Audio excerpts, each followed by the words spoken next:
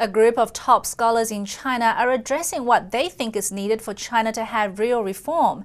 A forum held this week in Beijing came out with some harsh criticisms of the Communist Party and calls to abolish a powerful security apparatus.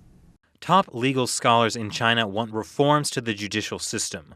On Wednesday, Beijing-based financial magazine Caijing hosted a forum on the subject. Speakers boldly pointed out that the problem facing the country is that the Communist Party is above the law.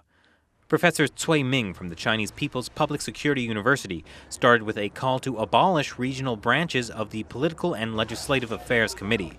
PLAC in short, the organ is the Communist Party's wide-reaching security organ, credited with damaging the rule of law over the past decade.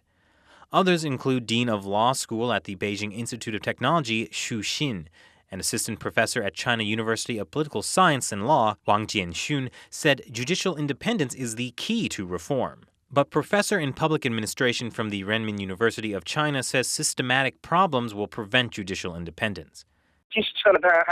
Even without the PLAC, other organs will control the judiciary. The way the court and the procuratorate are run, and the illegal elements within the Public Security Bureau, pose bigger problems. They follow orders of superiors instead of the law. That's the case with judges. It's how the system works. Professor Mao says there is one way to subject the Communist Party to the rule of law. Change the party, have political reform, bring in elections.